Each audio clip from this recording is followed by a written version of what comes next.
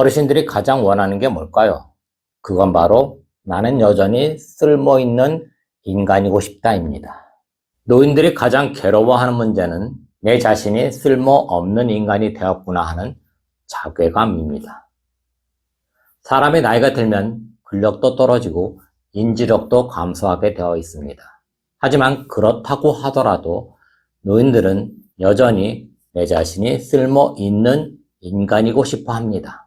그러니 자식들이 아무리 말려도 우리네 부모님들은 일을 하고 싶어 합니다. 설령 그 일이 생산적이지 못하고 비합리적이다 라고 하더라도 우리네 부모님들은 여전히 일을 하고 싶어 합니다. 자식들은 말합니다. 엄마, 무릎도 안 좋으면서 이제 김치 좀 그만 담그세요. 물론 그 자식은 어머님의 건강이 걱정이 되어서 그런 말을 하는 거겠죠. 하지만 어머님이 그 말을 듣나요? 또 김장을 한단 말이죠. 그리고 자식은 또 이렇게 말합니다. 아버지, 이제 그만 좀 쉬세요. 평생을 저희들을 위해서 고생 많이 하셨잖아요. 하지만 우리네 아버님들은 여전히 또 일을 하고 싶어 합니다. 물론 나이가 들어도 돈이 필요하니까 일하는 것도 있겠지만 단순히 돈만 벌자고 일하는 것일까요? 그렇지 않습니다. 어르신들이 아무리 나이를 먹어도 여전히 또 일을 하고 싶어 하는 이유는 바로 나는 아직도 살아있다. 나는 여전히 쓸모있는 인간이야 라고 외치고 싶어 하기 때문입니다. 즉, 나의 존재감을 드러내고 싶어 한다는 것이죠. 오늘 90이 다 되신 할머님께서 저를 찾아오셨어요. 이 할머니는 상담을 시작하자마자 눈물을 흘리셨습니다. 할머님께서 말씀하시길 자기 며느리가 본인을 엄청 무시를 한다는 거예요. 그러니 너무나 억울하고 화가 난다는 것이죠. 그래서 자초지종을 들어봤습니다.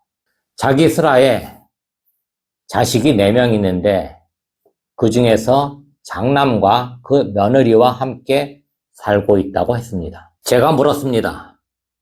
며느리와는 자주 얼굴 보나요? 할머니 왈, 아니, 우리 며느리 바빠. 맨날 여기저기 돌아다니지. 그리고 나도 집에 안 붙어 있어. 맨날 마시 다니거든. 그래서 저는 그건 오히려 잘된 일이라고 했습니다. 제가 또 물었습니다. 며느님이 할머니를 그렇게 무시를 하는데 그러한 사실을 다른 자식들한테 말한 적이 있나요? 할머니 왈, 아니, 말한 적 없어. 며느리와 산지 40년이 넘도록 한 번도 말한 적이 없지. 왜요? 내가 그런 말 하면 자식들끼리 싸우지 않겠어? 그래요? 그러면 동네 어르신들한테, 다른 어르신들한테 이런 얘기, 집안 얘기 하신 적 있나요? 아니, 없어. 왜요?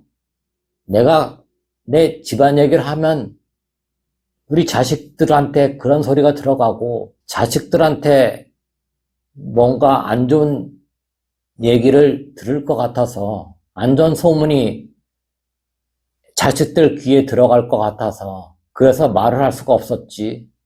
그러더니 할머님은 얼른 빨리 죽고 싶다면서 눈물을 흘리셨습니다. 그래서 제가 이렇게 말씀드렸죠. 할머니, 사람이 나이가 든다는 것은 정말로 서글픈 일이에요. 하지만 아무리 나이를 많이 먹어도 정말로 죽고자 하는 사람은 없습니다. 그만큼 마음이 괴롭고 서글프다는 얘기겠죠. 할머니, 이제부터는 조금 더 이기적으로 사실 필요가 있어요. 이제 연세가 90이 다 되었는데 그렇게 자식의 입장만을 고려하시면서 모든 것을 다 참고 사시면은 오로지 죽고 싶다는 생각밖에 안 들 겁니다. 정말로 그렇게 사시다가 돌아가시면 과연 자식들이 고마워할까요? 그렇지 않아요. 할머니, 오늘 정말 잘 찾아오셨어요. 이제부터 제가 하는 얘기 잘 들으시고 그대로만 하시면 앞으로 잘 사실 수 있어요. 할머님이 제일 먼저 해야 할 일은 바로 말을 하시라는 겁니다. 그렇게 마음속의 불만을 혼자만 끌어안고 있으면 점점 더 죽고 싶다는 생각밖에 안 들 겁니다. 사람의 입은 밥만 먹으라고 있는 게 아니거든요. 입은 말을 하라고 있는 거예요. 그러니 할머님의 그 마음속의 억울한 감정을 반드시 말로써 표현을 하셔야 합니다. 자식들이 욕먹을까봐 창피하니까 말을 안 하시면 할머님의 그 마음의 병은 점점 더 깊어질 수밖에 없어요. 세상에는 많은 암이 있고 그 중에 대부분은 오랜 시간 동안 스트레스가 쌓여서 생기는 거거든요. 그런데 할머님은 이미 40년 동안이나 아무런 말씀도 안 하셨어요. 이제는 말을 할 때가 된 겁니다. 말을 하셔야 할머님의 나머지 여생이 여한이 없을 겁니다. 그리고 할머니, 집안일이라고 부끄러워하지 마시고 지금 저한테 말하듯이 말을 하세요. 오히려 생판 모르는 사람한테 말하는 것이 더 좋을 수 있어요. 왜냐하면 부담이 없거든요. 그리고 할머니, 이제 와서 며느리를 뜯어 고친다는 것은 정말로 어려운 일입니다. 아마 며느리 역시 나름대로 힘이 들걸요. 할머니와 며느리가 한 집에서 산 지가 벌써 40년이나 되었어요. 그러니 할머니가 무슨 특별한 잘못을 하지 않았어도 그냥 며느리 입장에서 할머니와 한 공간에 있는 것 그 자체만으로도 부담이 될 수 있거든요. 그러니 며느리가 아주 쌀쌀맞다고 너무 서운해하지 마시고 며느리의 그런 버르장머리를 고쳐야 되겠다는 생각을 버리셔야 합니다. 이제는 며느리도 65세, 할머니도 이제 90세가 다 되었잖아요. 지금으로서는 며느리와 대화로 풀기에는 너무 늦은 감이 있고요. 대단히 어려운 일입니다. 그러니 며느리와는 지금처럼 적당한 거리를 두면서 살 수밖에 없어요. 할머니, 사실 고부간의 갈등은 수천 년 전에도 있었고 지금 현재 재벌가에도 있는 일이거든요. 며느리가 학대하고 무시하는 일이 집안의 치부라고 생각해서 자꾸만 감추려고만 하는데 그러시면 안 됩니다. 고부간의 갈등은 어떤 집안에도 있는 아주 흔한 일이거든요. 그러니 절대로 창피해하지 마시고 반드시 말을 하셔야 합니다. 그리고 또 한 가지 제가 정말 드리고 싶은 말씀은 할머니께서 말을 하시되 말을 또한 들어야 한다는 겁니다. 대부분의 사람들은 보통 자기의 말만 하려고 하거든요. 특히 나이가 지긋하신 어르신들은 자기 말만 하려고 하는 고집이 아주 많으시거든요. 하지만 사람들은 내 말만 하려고 하고 상대방의 말을 듣지 않는다면 아무도 할머니와 말을 하고 싶어 하지 않을 겁니다. 더군다나 노인의 말은 젊은 사람들은 물론이고 같은 어르신들끼리도 별로 듣고 싶어 하지 않거든요. 어쩌면 이 노인네가 노망이 들었나 하면서 핀잔을 줄 수도 있습니다. 하지만 내가 상대방의 말을 들어준다면 상대쪽 어르신들은 아마도 굉장히 기뻐하실 겁니다. 길거리에서 보면 어떤 어르신들은 괜히 혼자서 얘기하고 간판 같은 것을 읽는 분들이 있어요. 그분들이 왜 그런지 아세요? 그냥 말하고 싶어서 그러는 겁니다. 하지만 그 말을 들어줄 대상이 없는 거예요. 그러니 혼자서 얘기하고 간판을 읽는 겁니다. 한마디로 외로운 거죠. 할머니, 오늘부터는 말을 하고 말을 들어주는 사람이 되세요. 바로 저와 같은 역할을 할머니께서 하시는 겁니다. 상담의 최고의 기술은 바로 상대방의 말을 들어주는 겁니다. 말을 하고 말을 들어주는 것은 돈이 한 푼도 안 들지만 아주 가치 있는 일이에요. 사람이 병이 들면 약을 먹듯이 마음의 병이 생기면 바로 말로써 풀어줘야 합니다. 말을 하고 말을 들어주는 것은 바로 마음의 비타민을 먹는 것과 같습니다. 상담을 마치고 할머님은 눈물을 거두셨고 너무 흡족해 하시면서 연신 저한테 고마움을 표했습니다. 그래서 제가 마지막으로 할머니께 이렇게 당부했습니다.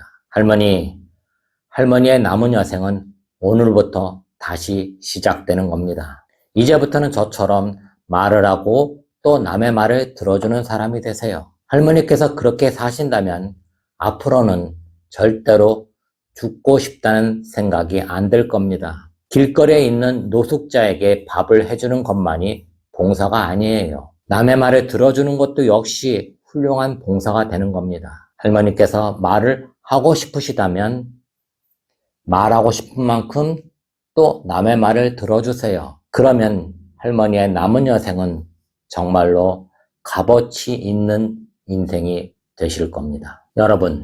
여러분들은 오늘 이 에피소드를 들으시고 여러분들의 마음은 어떠신가요?